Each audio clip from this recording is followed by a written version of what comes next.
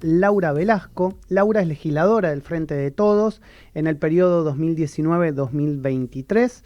Es licenciada y profesora de letras de la UBA, maestra de educación popular, con más de 20 años de experiencia docente en escuelas primarias y secundarias de la ciudad de Buenos Aires. Fue coordinadora nacional del área de educación popular de Barrios de Pie, coordinadora de regiones de Programas Nacional de Alfabetización, directora provincial de Educación y Trabajo y de la Educación de Jóvenes y Adultos en la provincia de Buenos Aires. Fue consejera y directora de proyectos especiales en el Consejo Económico y Social de la Ciudad de Buenos Aires y es integrante del Parlamento de Mujeres y del Frente por la Educación Sexual Integral. Es dirigente de Somos y muy amablemente nos ha venido a visitar después de tantas entrevistas telefónicas que hemos tenido. ¿Cómo te va, Laura? Muy bien, bueno, un gusto para mí poder estar hoy visitándoles acá en Radio Sónica. Bueno, qué alegría también tenerte. Me gustaría empezar a preguntarte por una situación que se dio en el día de ayer del jefe de gobierno de la ciudad de Buenos Aires, porque además, bueno, integrás Barrios de Pie, en contra de los piqueteros o esta lucha que parece que se va a empezar a dar a partir de hoy contra los piqueteros. ¿Qué pensás? La verdad es que creo que son declaraciones que intentan posicionar al jefe de gobierno en la arena nacional, ¿no? Creo que durante la pandemia nos pasó con la educación, que lo que sucedía era que en lugar de, con todos los recursos gigantescos que tiene esta ciudad, en lugar de garantizar que los pibes, las pibas tuvieran la computadora en el momento donde la presencialidad era imposible y tuviesen la conectividad para seguir sosteniendo esta necesaria continuidad pedagógica que hasta en la medida de lo posible, ¿no? Debía hacerse por esa vía virtual y luego, bueno, ir avanzando en la presencialidad en la medida en que las condiciones epidemiológicas lo permitían. Bueno, en lugar de eso, empezó a posicionarse y a pujar y a intentar pelearse con ese tema con el gobierno nacional, sí, presencialidad no, cuando lo que había que garantizar, insisto, es condiciones materiales para cuando no se podía avanzar en la presencialidad y luego avanzar en la presencialidad con los protocolos del caso. Creo que hoy lo que hace también, estamos en una situación económica, social compleja, además saliendo de la pandemia, iniciando recién una reactivación económica, pero en el marco de una crisis internacional, como es hoy la guerra, y el aumento de los commodities, eso lleva algunos precios del mercado interno que tienen que ver con la canasta básica de alimentos a una permanente remarcación. Entonces, bueno, están las condiciones que tenemos en la Argentina ya estructurales en nuestra economía de especulación inflacionaria, pero luego también otras condiciones internacionales que hoy complican el precio inclusive de los combustibles, que también atenta contra poder garantizar los precios accesibles. Bueno, en esa situación yo creo que Horacio Rodríguez Larreta, que se quiere candidatear a presidente, dice, bueno, ante una situación de conflicto donde hay sectores que están diciendo, bueno, necesitamos planes sociales, u otros que dicen, bueno, necesitamos que se potencie la economía social y popular para que haya trabajo genuino. Bueno, la realidad es que él dice, el problema es cómo le sacamos los planes a los que protestan, ¿no? Y la realidad es que esa no es una solución a este conflicto, mucho menos pensar en, bueno, como se planteó, quienes tienen niños, ¿no? Que son las mujeres, que muchas veces participan de una movilización porque están queriendo garantizar su sustento. Entonces, creo que hay que escuchar que, bueno, el ministro nacional Zabaleta ha planteado que se va a sentar sin presiones, pero que el jueves, ¿no? Se va a sentar este jueves a escuchar las demandas y a ver cómo se puede en esta situación compleja, insisto, en lo económico y social, encontrar una salida.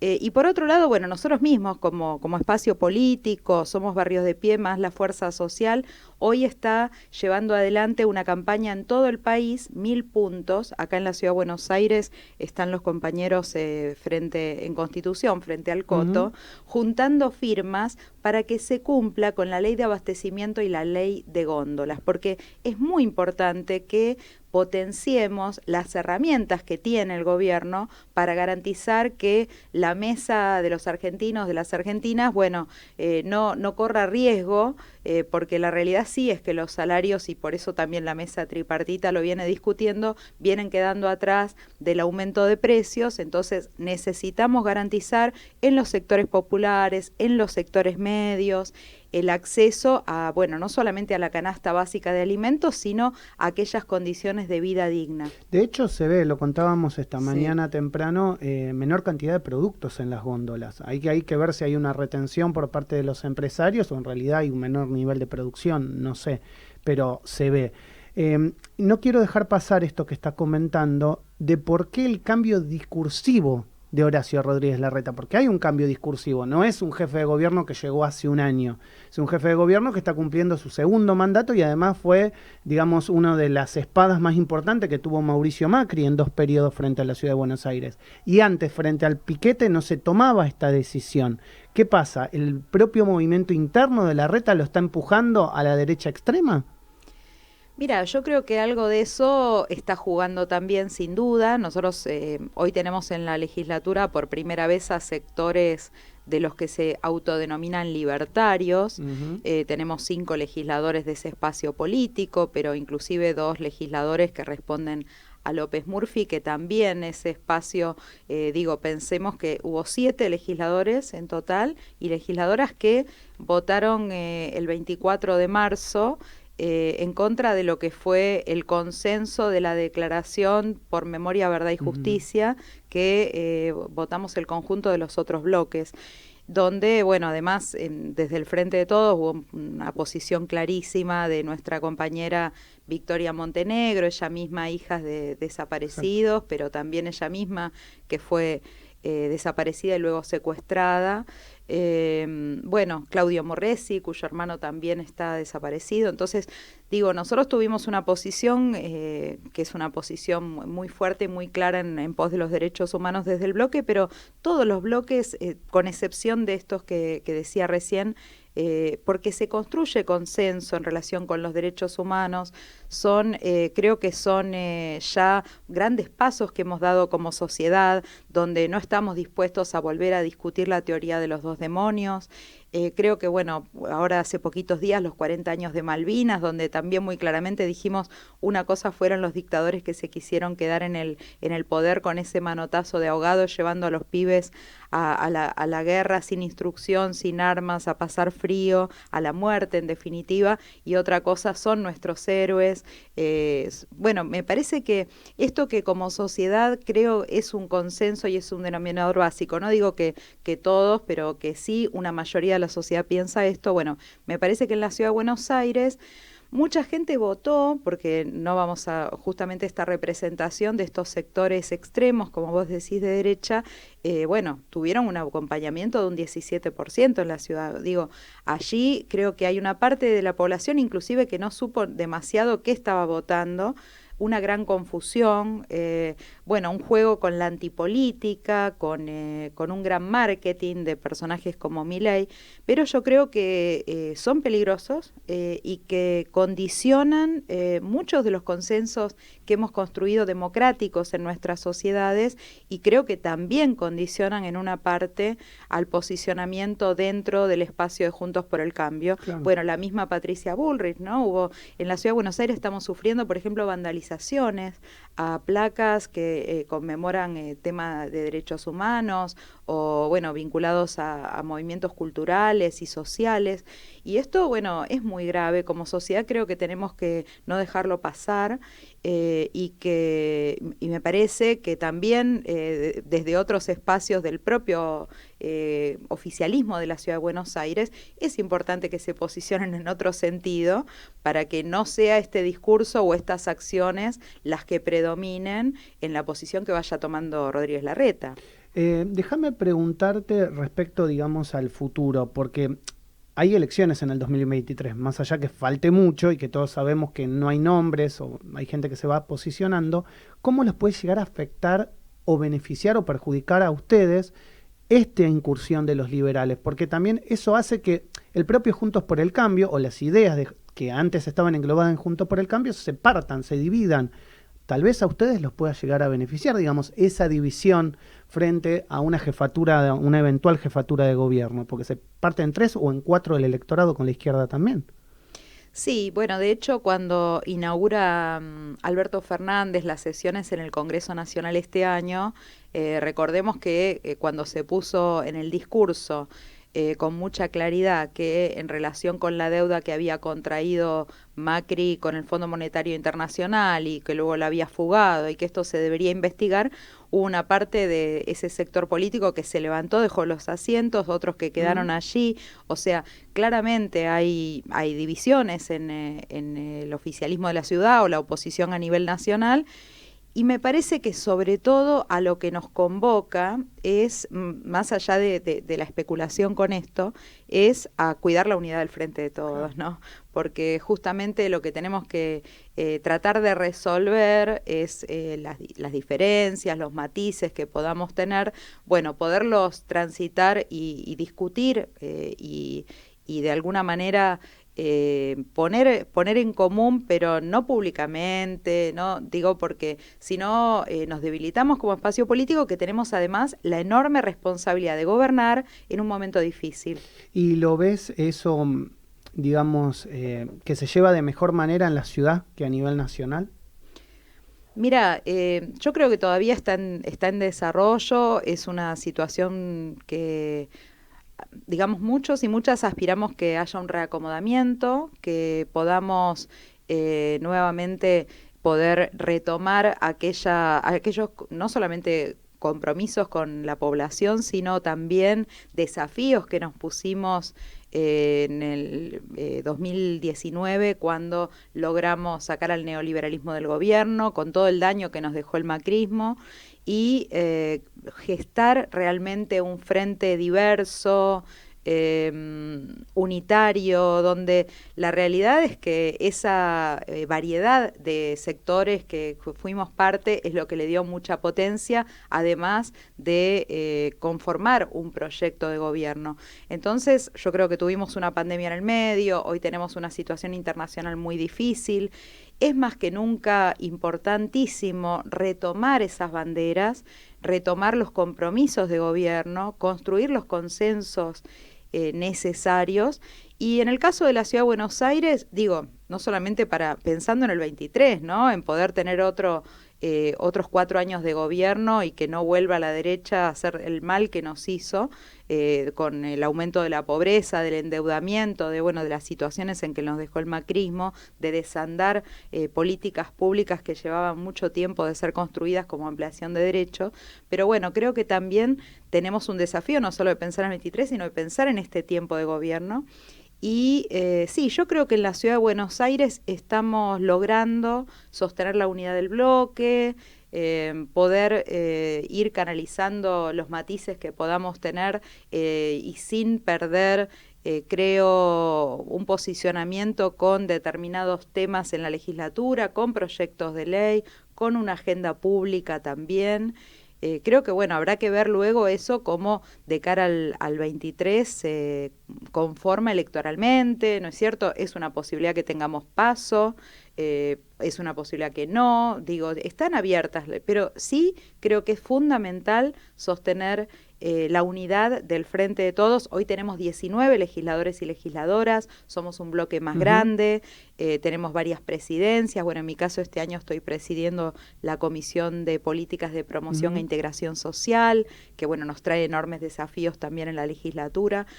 Bueno, me parece que estamos construyendo con fortaleza una posición del Frente de Todos en la ciudad, que no es menor porque justamente es el distrito donde gobierna Larreta. Te cambio a una cuestión más relacionada con tu trayectoria política y de vida también, que tiene que ver con la militancia, con el feminismo, con la igualdad. Y en este último tiempo se ve también, de parte tal vez por el crecimiento de la derecha, algunas expresiones que no parecen estar del todo acorde con los derechos que se han conquistado. ¿Qué pensás al respecto? ¿Crees que la ciudad de Buenos Aires está demasiado pasivo frente a esas, digamos, expresiones, que debería haber posicionamientos más claros de los partidos políticos, al menos de los tradicionales. ¿Qué pensás vos? Creo que, bueno, vos lo pusiste muy bien, es un problema también, hablábamos hace un ratito en términos de los derechos humanos, pero bueno, los derechos humanos de hoy son los derechos sociales, son los derechos de género. Cuando pensamos en derechos humanos los pensamos hoy de esa manera también, no solamente en relación a memoria, verdad y justicia, ¿no? Y creo que estos sectores de la derecha extrema, bueno, ponen también allí en riesgo, de alguna manera, estos consensos que hemos construido como sociedad en la Ciudad de Buenos Aires. Digo, yo fui legisladora y estuve presidiendo la Comisión de Mujer e Infancia, y en ese tiempo logramos aprobar la interrupción, la interrupción legal del embarazo, que era adherir al protocolo nacional.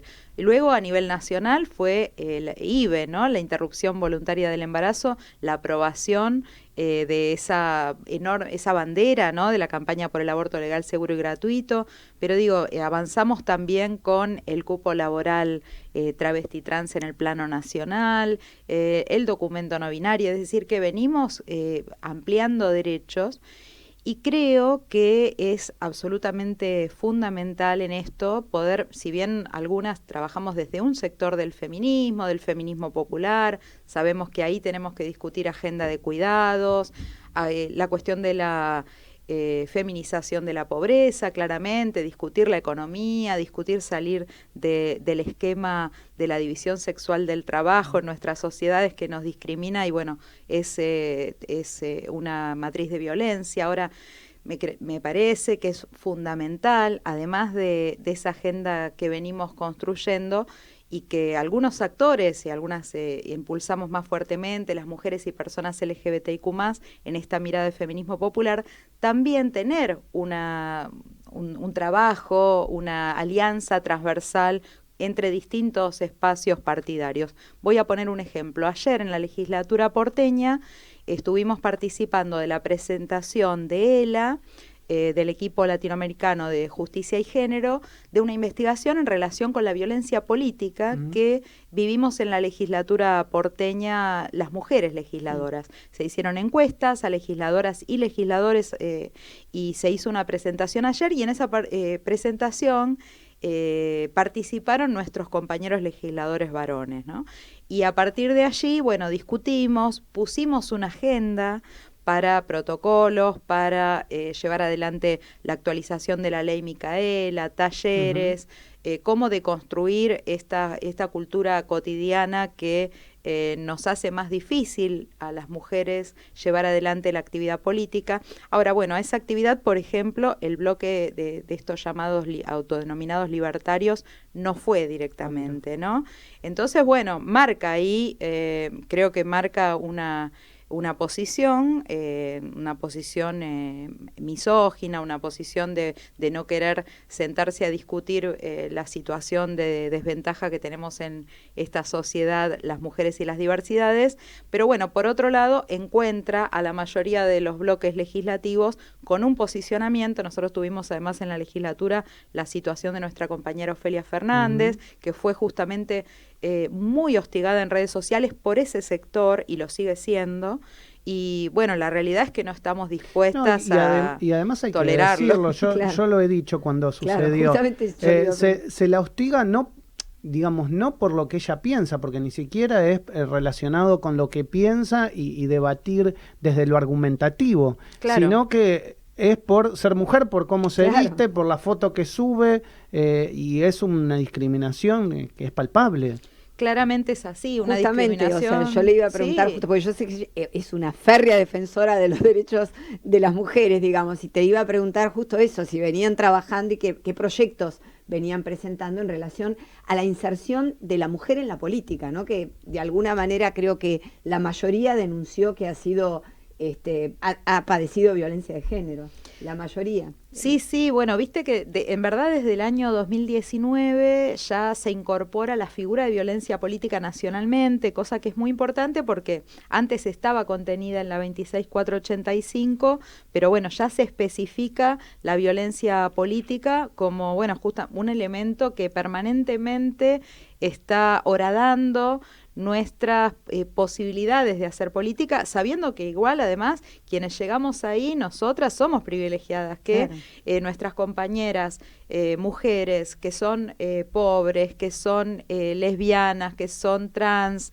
que son negras, que son migrantes, bueno, tienen mucha más dificultad, mucha más dificultad en su acción política cotidiana, muchas veces relegadas a tareas sociales o al hogar y a no poder ser parte de la actividad política, con situaciones de violencia, de violencia, como dijo la propia encuesta sobre nosotras, ¿no?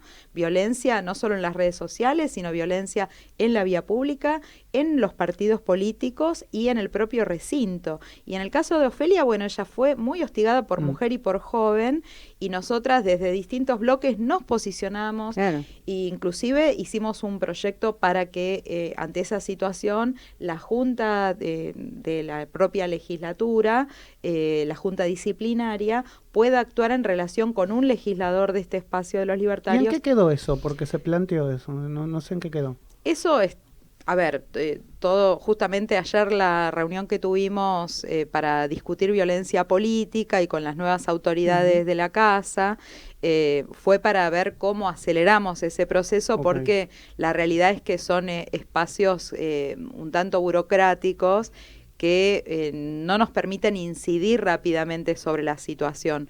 Entonces, bueno, por eso estamos planteando también, inclusive dialogado con los propios gremios de la legislatura, bueno, avanzar en un protocolo que nos dé herramientas más concretas a las mujeres legisladoras o a todas las trabajadoras de la casa incluso. Pero bueno, creo que en relación con lo que es violencia política, necesitamos tratar varios proyectos que tenemos en la legislatura y que son fundamentales. Y voy a poner un ejemplo que tiene que ver también. Nosotros presentamos, yo soy autora de un proyecto de paridad en los medios de comunicación, ¿no? Bueno, eso es muy importante también, ¿no? Que en la medida en que se van incorporando personas, se tenga en cuenta en ir incorporando mujeres, en ir incorporando personas LGBTIQ+, porque justamente los lugares desde donde se puede ejercer... De mayor exposición. Sí, tomar la voz, y bueno, luego también lo decimos en el caso de la legislatura, bueno, las decisiones, ¿no? Tenemos la mayoría de las autoridades de los bloques que son, o de hombres, todos los bloques hoy, en este año ya de todos los bloques son hombres, y las autoridades también de la casa, las autoridades institucionales de la legislatura también son varones.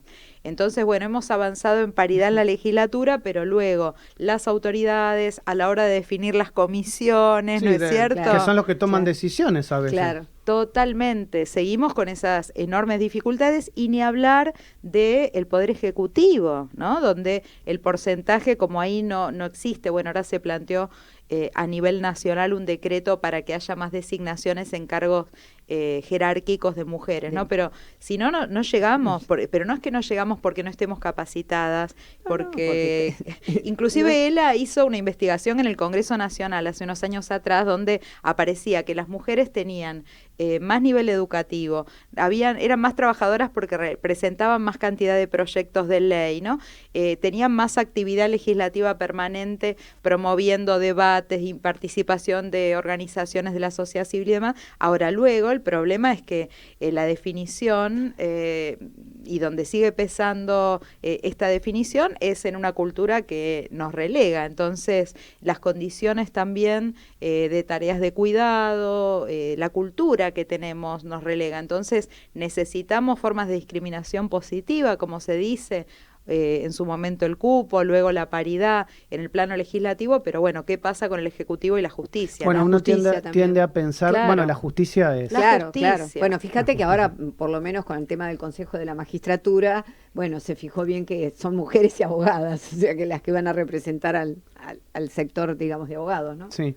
Bueno, Laura, te quiero agradecer por haber aceptado la invitación, te queremos agradecer. Sí, muchas gracias. Y bueno, dejarte las puertas de la radio, de la casa abiertas para en cualquier momento seguir charlando.